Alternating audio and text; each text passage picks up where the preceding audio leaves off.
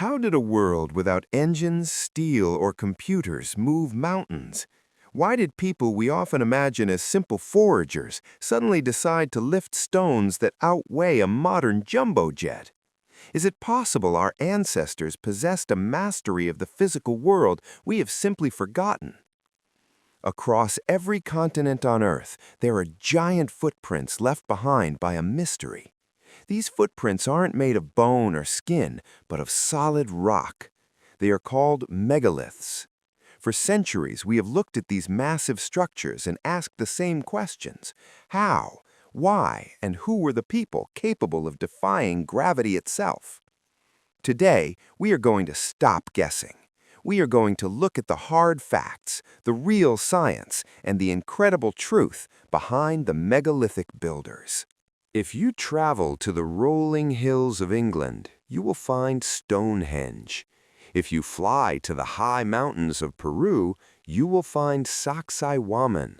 If you cross the deserts of Lebanon, you will find the stones of Baalbek. At first glance, these places look completely different. But they all share one shocking thing in common. They are built with stones so large that they make a human being look like an ant. In Baalbek, there is a stone known as the Stone of the Pregnant Woman. It is a block of limestone that was partially carved out of the earth thousands of years ago. It weighs approximately 1,200 tons. To put that in perspective, that is heavier than 3 Boeing 747s fully loaded with passengers. There is no crane in your local city that could lift it easily. Even our most powerful modern industrial machines would struggle to move it an inch without specialized heavy-duty transport systems. Yet thousands of years ago, someone cut it, moved it, and prepared to use it in a wall. This is the megalithic puzzle. It isn't just about one building in one country. It is a global phenomenon. From the massive Moai statues of Easter Island, some of which wear 10-ton hats made of red stone, to the giant dolmens of Korea, ancient humans were obsessed with the eternal. They didn't want to build with wood that would rot or bricks that would crumble. They wanted to speak to the future using the strongest material on Earth. But to do that, they had to solve problems that would challenge even our best modern engineers. Every great journey begins with a single step, but for a megalith, it begins with a single cut. Imagine standing in front of a wall of solid granite. Granite is one of the hardest stones in the world. You don't have a diamond-tipped saw. You don't have dynamite. You don't even have an iron pickaxe because iron hasn't been discovered yet. How do you get a 500-ton block out of the ground? In Aswan, Egypt, lies the unfinished obelisk. It is a giant oops of history. Because it cracked while it was being carved, the workers abandoned it, leaving us a perfect frozen moment in time. By looking at this site, we can see exactly how they worked. They didn't use magic. They used dolerite stones, small, hard balls of rock that weigh about 10 pounds each. They spent months, perhaps years, pounding the granite over and over again, wearing it down inch by inch. Imagine thousands of men sitting in rows, striking the rock in a rhythmic chorus of hammers that could be heard for miles. Once the shape was carved, they used a clever trick of nature to free the stone from its base. They would cut small slots into the rock and drive in dry wooden wedges. Then they poured water over the wood. As the wood soaked up the water, it expanded with incredible force, hundreds of pounds of pressure per square inch, snapping the granite along a straight line. It was slow, it was painful, it required a level of patience and a detailed understanding of geology that we can hardly imagine today. But getting the stone out of the bedrock was the easy part. The real mystery starts when that stone has to leave the quarry and travel miles across the earth. Once a megalith is cut, it is just a heavy object sitting in a hole. To be useful, it needs to move. Sometimes these stones had to travel 50, 100, or even 500 miles. They had to cross rivers, climb steep hills, and navigate through soft, shifting sand. For a long time, people thought this was impossible without lost technology or outside help. But experimental archaeology has shown us the truth. The secret wasn't high tech, it was high intelligence. Ancient builders used sledges, large wooden rafts that sat directly on the ground. To make the sledge move, they didn't just pull harder, they reduced friction through ingenious methods of lubrication. In Egyptian tomb paintings, we see a worker standing on the front of a sledge pouring liquid onto the sand. Scientists recently discovered that if you wet sand just the right amount, it becomes much firmer and more slippery. The water creates bridges between the grains of sand, making it act like a smooth road rather than a pile of dust. This simple trick cut the force needed to pull the stone in half. They used rollers made of hardwood, and they used massive teams of people pulling in perfect rhythm, often led by a singer who kept everyone on the same beat to ensure the pull happened at the exact same moment. In some cultures, like Easter Island, they used rocking methods, moving the stones side to side like a person walking a heavy refrigerator. It wasn't magic, it was a masterpiece of physics, organization, and pure human willpower. If moving the stones was impressive, how they put them together is truly shocking. In Cusco, Peru, there are walls built with Cyclopean masonry. The stones are not squares. They are strange, irregular shapes with 12 or more corners, and yet they fit together so perfectly that even today, centuries later, you cannot slide a single piece of paper or a razor blade between them. There is no mortar, no glue, no cement. They stay together because of their shape and their incredible weight. This wasn't just for looks. The builders lived in areas with frequent, massive earthquakes. When the ground shakes, a wall made of square bricks will crack and fall because the energy has nowhere to go. But these puzzle piece walls actually dance. During an earthquake, the stones move slightly against each other, shifting and sliding to absorb the energy. When the shaking stops, they settle back into their original positions, perfectly unharmed. How did they get the fit so perfect without modern measurements? They used a technique called scribing and coping. They would hold a new stone next to the old one and carefully trace the exact jagged shape of the first stone onto the second using a simple tool. Then they would carve the new stone to match that profile perfectly. It required constant lifting, checking, and recarving, a grueling process of trial and error that took thousands of man-hours for a single wall.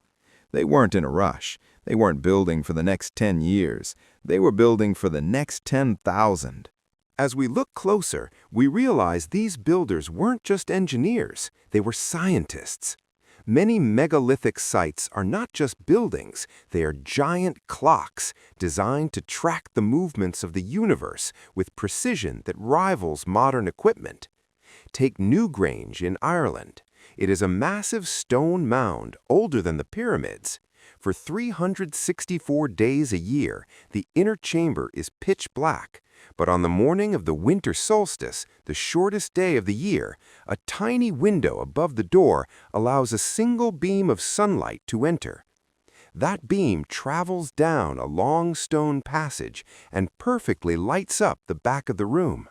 This only happens for 17 minutes once a year. It was a vital signal to the ancient farmers that the darkest days were over and the sun was returning to the world, essentially acting as a survival tool for agricultural planning. In Egypt, the Great Pyramid of Giza is aligned to true north with more accuracy than the Meridian building at the Greenwich Observatory in London. To do this, the builders didn't have compasses. They watched the stars over decades, tracking the movement of the sun and the rotation of the constellations. They used poles, shadows, and water-filled trenches to find the exact center of the sky. The megaliths show us that ancient people had a deep mathematical understanding of the Earth's place in the universe. They used the heaviest things on Earth to track the most distant things in the sky, bridging the gap between the soil and the stars. Recently, scientists have discovered something even more mysterious about these stone structures. They weren't just built to be seen, they were built to be heard. This field is called archaeoacoustics, and it reveals a hidden layer of ancient genius. When researchers brought sensitive microphones into ancient stone chambers like the Hall Saflieni Hypogeum in Malta, they found something startling. The rooms are shaped in a way that creates a massive echo at a specific frequency, 110 Hz. This frequency happens to be the same range as a deep male voice. When someone chants or speaks at this frequency, the entire stone structure vibrates. The walls themselves seem to sing, creating a sound that surrounds the listener from every direction at once. Studies show that these specific sound waves can actually change how the human brain works. When people are exposed to 110 Hz, the part of their brain that handles logic and speech, the left prefrontal cortex, slows down, while the part that handles emotion and creativity becomes more active. It puts people into a state of deep relaxation or trance. It suggests that the megalithic builders understood sound and resonance on a level we are only now beginning to grasp. They created sensory theaters where the community could gather and feel the vibration of the earth itself through the stone. It turns the image of primitive cavemen upside down. These were masters of the human experience. Who were these people? For a long time, Hollywood movies and older history books told us that the pyramids and megaliths were built by thousands of weary slaves being whipped by cruel kings. But modern history and archaeology tell a very different, much more inspiring story. Archaeologists have found the villages where the builders lived. They weren't slave camps. They were well-organized towns with bakeries, breweries, and high-quality medical care. We have found skeletons of workers who had successful brain surgery or healed broken bones, things that would have been impossible for a slave to receive. These people were well-fed on premium beef and fish, living lives of respect and community. These were professional builders who took immense pride in their work. Moving a 50-ton stone wasn't a punishment. It was a massive communal event. In some cultures, moving a stone was like a major festival. It required the whole village to work together, eat together, and celebrate together. These projects acted as social glue. They were missions that gave people a sense of identity and purpose, transforming separate families into a unified culture. The stones didn't just build walls, they built civilizations. They forced people to learn how to communicate, how to lead, and how to trust one another on a massive scale. As we look at the giant stones spread across our planet, from the jungles of Indonesia to the islands of the Mediterranean, we see a pattern. Even though these people lived thousands of miles apart and never met, they all reached for the same solution. They all wanted to build something that time could not touch, a permanent marker of their existence. The secrets of the megalithic builders aren't about aliens or magic. The real secret is much more shocking. It is the power of the human mind and the strength of human cooperation. These people didn't have our tools, but they had our brains.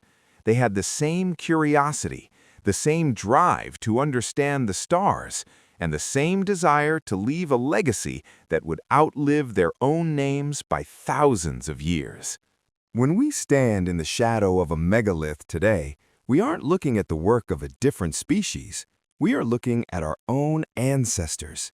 They proved that with enough time, enough people, and enough intelligence, humans can move mountains. They left these stones behind to remind us that we are capable of the impossible. The stones aren't silent. They are telling us that we too can build things that last forever. They are a permanent bridge between the ancient world and the modern world, proving that the human spirit has always reached for greatness.